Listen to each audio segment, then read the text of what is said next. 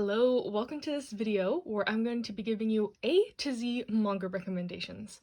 I'm sure this has been done before, but personally I've never seen it, and I kind of came up with this when I was thinking about what I've been reading recently, which has been Yotsuba and the Wallflower, and I was like, these titles kind of have unique letters like Y and W. I wonder if I have a series that can fill every letter of the alphabet with the title. So that is what I'm going to do today. It's going to be a mixture of series and genres. I tried to pull in some stuff I haven't talked about in a while, or maybe never even talked about on my channel. And also some of these I had to get kind of creative with finding the letters. So you'll see as we go on. But yeah, if you want to do this, I guess, challenge, feel free to tag me or let me know because I'd love to see what other people come up with. But yeah, this is also my first non-haul or reading log video in forever. It's just been really hard for me to film lately, and I wanted to come back with a recommendations video because those are my favorite videos personally. So without further ado, let's get into it, starting with the letter A. So for A, my recommendation is Aka 13. This is my representative Natsume Ono series. She is one of my favorite mangaka of all time. So I figured I'd talk about Aka. Aka is kind of a political mystery slice of life series about this fictional country that is split up into districts, and the main character is kind of the inspector of these districts, just making sure everything's running smoothly. And throughout the story, he's going to every district because there is a rumored coup, and he's trying to figure out if it's really happening, who's involved, stuff like that. It's a short series, only at 6 volumes, and I highly, highly recommend this if you like any of these sort of genres. It wraps up really nicely. I love the characters, I love the art, and this one also has an anime adaptation if you prefer to watch that. Next, for B, we have A Blank Canvas, My So-Called Artist Journey. Another author I love, Akiko Higashimura, who also did Princess Jellyfish. But Blank Canvas is her autobiographical story about kind of her journey becoming an artist, going through art school, her experience with her art teacher in high school, who is a major and recurring character in the story. And this is just a beautiful coming-of-age tale. I highly, highly recommend this. This is another short one, only 5 volumes. Makes you laugh, makes you cry. If you like something like Blue Period, or just any kind of coming into your passions, discovering your passions type manga, I would highly recommend this. For C, we have Cherry Magic, 30 Years of Virginity Can Make You a Wizard. This is a BL story with the explicit content warning, but it is not explicit, at least up to volume 5 so far, so I'm not sure why that's there, but I adore the series. It's probably my favorite ongoing BL title. It's about this office worker who turns 30, he's still a virgin, and he gets these powers where he can read people's minds when he touches them, and he discovers that the uber popular, super handsome guy at his work has a crush on him and has had one for many years. And he is just taken aback by this. He thinks it's a joke, he doesn't believe it, but the development of the relationship is so adorable. I love it. Even though the kind of fantasy aspect is a little funny and weird, it ties in perfectly, and I really enjoy this story. I highly recommend if you want a workplace romance. That's what it is, a workplace romance with a little tiny smidge of fantasy elements. For D, we have none other than Dr. Stone, one of my all-time favorite manga. I talk about this a lot on my channel, but it's been a while since I've looked at this first volume. Wow. Okay, Dr. Stone, love, love, love Dr. Stone. It is a sci-fi dystopian series where there's an event that turned everyone into stone, and thousands of years later, people are starting to break out of this stone. Specifically the main character, who is this super genius Sanku. He is like Jimmy Neutron. He knows everything about science, and he is starting to rebuild this world because it's basically reverted back to a very primal state. No electronics, everything's overgrown, have to fend for yourself on the land type vibe. And I just love the story, I love the conflicts, I love the characters, I love the art. The art is immaculate by Buyee. This ended recently in Japan, and just some of the latest volumes we've had in English have been just masterpiece worthy 10 out of 10 stuff, and I just highly, highly recommend Dr. Stone. I think everyone should read this manga if you like any of the things I mentioned. It's so good. Okay, for E, we have iShield 21, and this is the only recommendation on this list I would take with a grain of salt. It was really hard to find something with the E title, but I've only read 2 volumes of this, so I'll just say I love, love, love sports manga. I don't think I've ever read a sports manga I didn't like, so I am expecting to like this one going forward. Even though I'm not a football enthusiast, it's like my least favorite sport actually, but I've read plenty of manga about sports I'm not particularly keen on, and I still liked it. So yeah, so far I'm liking the series. I need to read more. I just didn't have any other series that started with an E. So from what I've read, I liked it, but if I end up not liking it in the future, you didn't hear this from me. This recommendation doesn't exist. But getting back on track, something I really do highly recommend.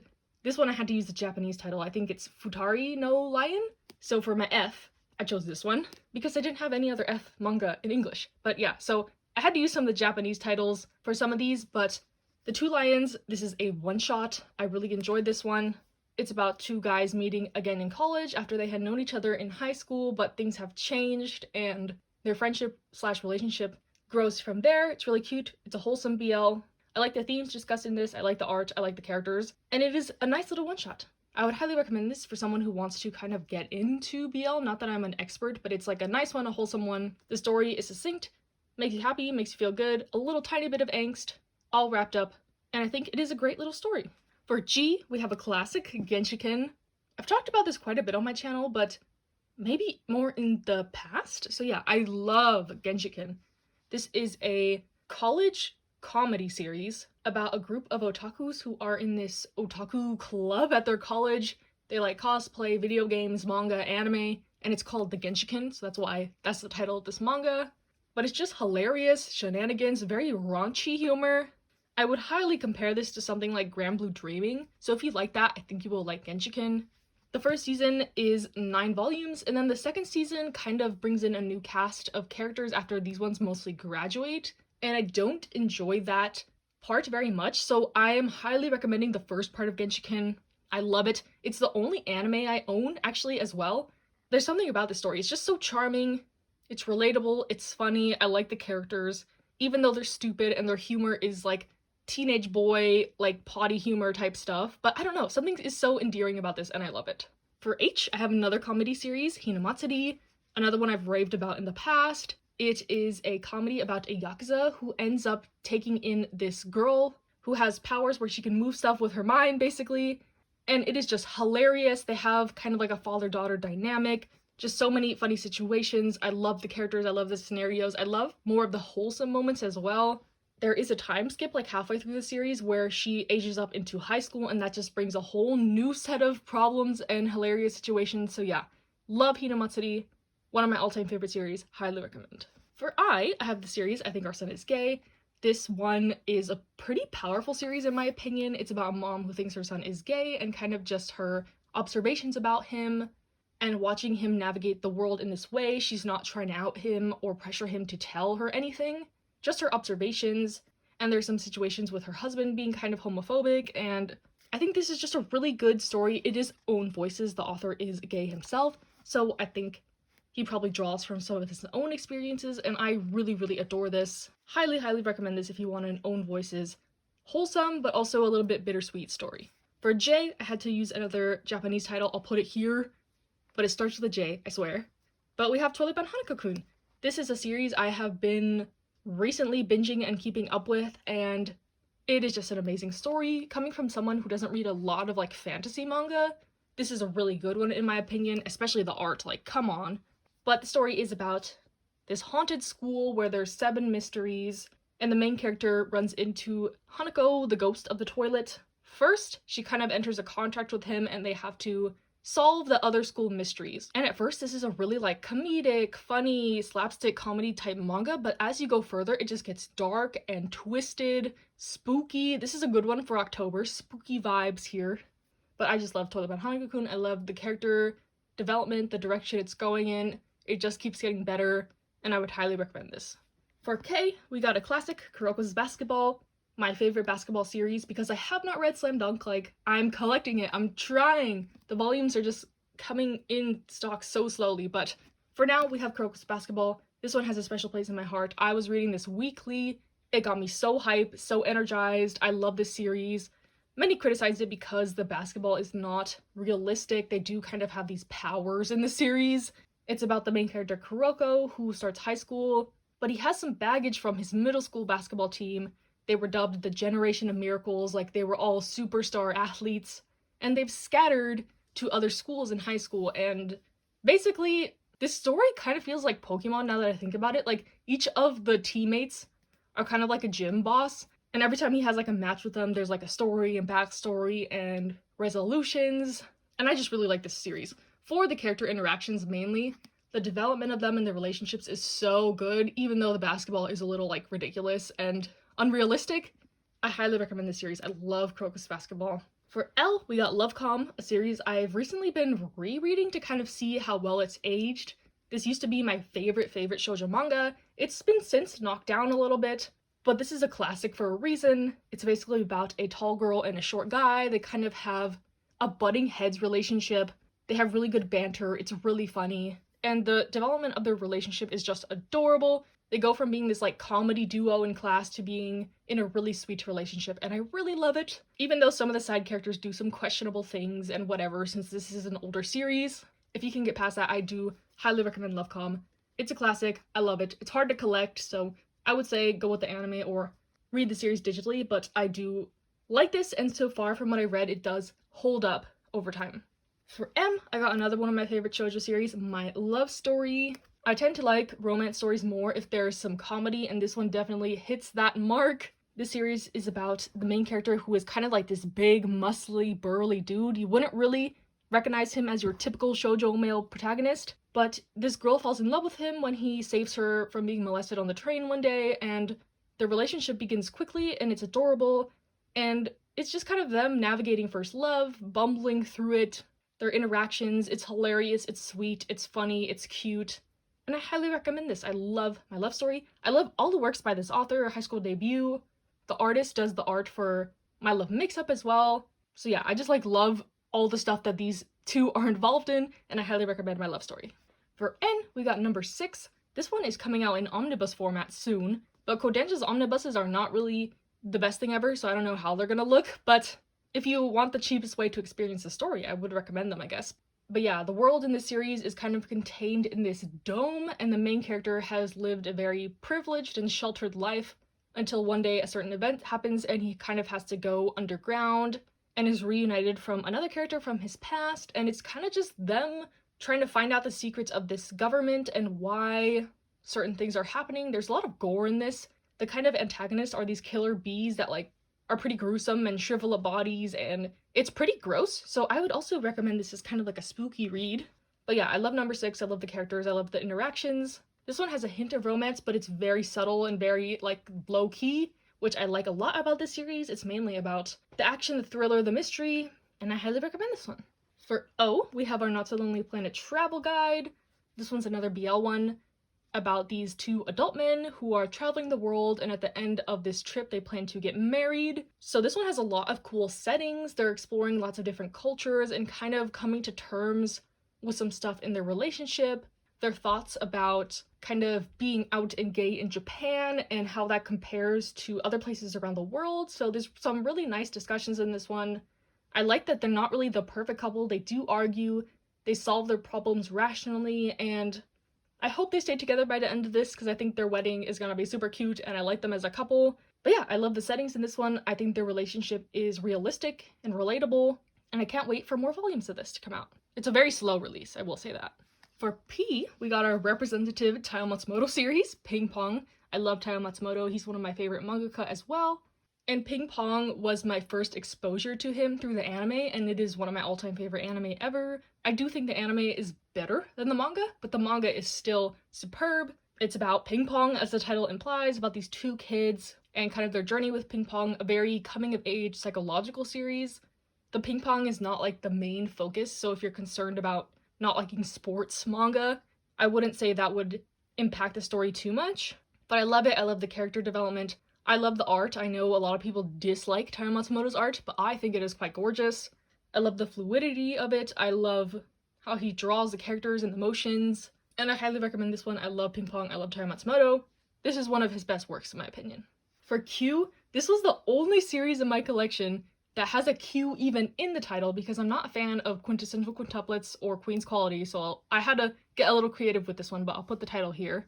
And yeah, my dress-up darling, what more can I say about this? I love this series so much. Even though it's like an ecchi series and they're in high school, it's mostly just fan service and panty shots, which is questionable in itself, but at the core of this, it is a wholesome romance story about this girl who likes cosplay and this guy who makes Hina dolls, and he ends up making her cosplay for her, and their relationship and their friendship is so amazing. It's basically about not being ashamed of your hobbies, doing what you love, pursuing your passions no matter what, and I just think it is adorable, wholesome. if you can get past the ecchi moments and some of the fan service, I think this is an amazing series, and I'm glad it's getting more attention after the anime and the releases are getting a little faster, because this is truly a gem in my opinion. For R, we have Restart After Coming Back Home. This is a 2-volume BL series centering around adults again. Basically, this guy comes back home after being in the city for a while, and when he comes back, he meets this guy who was kind of adopted into the community while he was away, and they develop this really cute friendship then relationship. This one also deals with some harder to talk about topics, very realistic in my opinion, really about family, found family, and has some good insights into like being gay in Japan and that type of stuff. So yeah, I really, really highly recommend this. It's a beautiful little 2-volume series that starts with an R. That's why I have it here. But yeah, love this one, highly recommend. For S, we have a series I recently completed, Silver Spoon. Took me a long time to get through since this is a slice of life story. It's not one you really want to binge, but it's about the main character who goes to an agricultural high school to get away from the city and away from his family. He has kind of a rough home life, so he wants to get away, and this is very random for him. He knows like nothing about farming or agriculture, but he learns throughout the series. His character development is amazing. I love the characters, love the interactions. Such a beautiful story, and I highly recommend this one. It's by the same author as Full Metal Alchemist, so that's why the art might look a little familiar, but this is truly a great story. She actually grew up on a farm, so she has a lot of knowledge about these topics, and that just makes me appreciate the series even more. Like, you can tell she really is passionate about this stuff. It comes across well in the manga. For T, we have Tomo-chan is a Girl. This is a romantic comedy, high school life manga about this girl who is kind of a tomboy. She has a crush on her childhood friend who just sees her as a friend. He doesn't see her as like dateable, as a girl, as the title implies. But it's more like he just sees her as a friend, never even considered having her as his girlfriend. And it's kind of just the story about her trying to change herself into what she thinks he would like, but in the end it's kind of the moral of stay true to yourself. It's really adorable, really funny, really cute. Some of the side characters are kind of questionable, but the core story is really good, really cute, really funny. It's a short one, only 8 volumes, so I highly recommend this one. For you, we have the one-shot Until I Meet My Husband. This is a autobiographical manga about a gay activist in Japan and kind of his story, detailing his relationships, some of the experiences he's had growing up. And this is just a beautiful little one-shot. It also has a novel that was released in English. I've been meaning to pick that up because I've heard it goes into much more detail, but I think the manga adaptation is still good. It's bittersweet, but also heartwarming, relatable, really like seeing his story, and I highly recommend this one if you want another Own Voices work. I actually have an Own Voices manga video film, but I don't like how it turned out, so I'll just say that this was on it, I Think Our Son Is Gay, and a couple other ones like My Brother's Husband, but maybe that video will see the light of day, who knows. Let me know if you want that, but for now, I will have this as my EU recommendation. For V, we have none other than Vinland Saga, another recent read for me. It's one I honestly never thought I would read. I was never really interested in kind of the big seinen series like Blade of the Immortal, Vinland Saga, Berserk, but they had Vinland Saga at my library, and I was like, you know what? Why not? It must be good if so many people like it, and they were correct. The series is very good. I've read up to the end of the Farmland Saga arc, so I think Omnibus 9, and I'm thoroughly enjoying it. It does have a lot of violence, gore, action. It starts as a revenge story for the main character Thorfinn. He sees his father get murdered in front of his eyes, and he wants to get revenge and kill the guy who killed his father. So that's just the beginning of the story, but the more you go on, different scenarios arise. The character development is great. Such a good action-adventure story, and I highly recommend. Like many other people recommend this, it's not like a weird recommendation for me to say, read Vinland Saga. But yes, I'll just be another voice to say how good this manga is. Nearing the end, we got W, Witch Hat Atelier, one of the only other fantasy series I have in my collection other than Toilet Bound Hanako-kun. But I really love this series. It's about a girl named Coco who has always been fascinated by witches. In this world, the witches are a select few. Not everyone can be a witch. There's lots of secrets involving how you become a witch, what witches do, etc. And unfortunate circumstances lead Coco to actually becoming a witch and being taken in by this guy who has a lot of other witch apprentices. But yeah, this story, the key highlight is the art, obviously. It's like amazing, amazing. But the story is actually really good. It's darker than I expected. There's lots of shady stuff going on in the witch world and the politics of it. There's a group that is trying to use this dark, forbidden magic, and I really like those aspects of the story. And then also the characters are like mostly adorable. They're cute little witch girls. But like I said, it's not as cute and happy-go-lucky as it seems. There is some dark topics in this, and that makes the series just the more better in my opinion. I highly recommend Witch Hat Atelier.